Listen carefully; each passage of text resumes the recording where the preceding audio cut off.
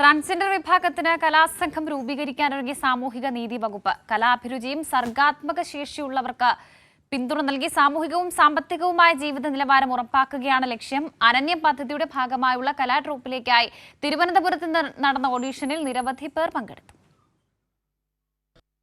ഓഡീഷനിലൂടെ തിരഞ്ഞെടുക്കപ്പെടുന്നവർക്ക് നൃത്തം, സംഗീതം, അഭിനയം, വ്യക്തിത്വ വികസനം തുടങ്ങിയവയിൽ 1 മാസം നീണ്ടുനിൽക്കുന്ന റെസിഡൻഷ്യൽ ക്യാമ്പ് സംഘടിപ്പിക്കും.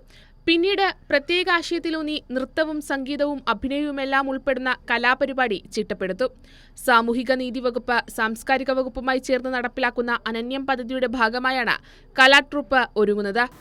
ഇതിൽ ട്രാൻസ്ജെൻഡർ വ്യക്തികളുടെ സർഗാത്മക കഴിവുകളും പ്രായോഗിക ശേഷിയും കണ്ടെത്തിക്കൊണ്ട് അവരുടെ കലാഭിരുചികൾ എത്രത്തോളം ഉണ്ട് എന്ന് കണ്ടെത്തിക്കൊണ്ട് അവരെ സമൂഹത്തിൻ്റെ മുഖ്യധാരയിലേക്ക് എത്തിക്കാനുള്ള ഒരു പുതിയ പദ്ധതിയാണ് അനന്യം പദ്ധതി. വളരെയധികം കാൻഡിഡേറ്റ്സ് പങ്കെടുത്തിട്ടുണ്ടായിരുന്നു. അതാണ് നമുക്ക് ഏറ്റവും സന്തോഷകരമായിട്ടുള്ള കാര്യം. വന്നവരൊക്കെ തന്നെ പറയുന്നത് ഇതിൽ സെലക്ഷൻ കിട്ടിയിട്ടില്ലെങ്കിൽ പോലും ഈ ഓഡീഷൻ അവർക്ക് വലിയൊരു എക്സ്പീരിയൻസ് ആയിരുന്നു എന്നുള്ളതാണ്. അപ്പം നമ്മൾ ഒരിക്കലും പ്രതീക്ഷിക്കാത്ത കഴിവുകളാണ്. അപ്പോൾ അത്തരം വ്യക്തികൾ തീർച്ചയായിട്ടും സമൂഹത്തിൻ്റെ മുഖ്യധാരയിൽ എത്തിപ്പെട്ടേ പറ്റുള്ളൂ. അപ്പം അതിനുള്ളൊരു വഴി മാത്രമാണ് ഇപ്പോൾ ഞങ്ങൾ ചെയ്യുന്നത്. ഒരു പാത്തൊരുക്കുക, അത്രയേ ഉള്ളൂ. 30 പേരായിരിക്കും കലാ ടീമിലുണ്ടാവുക.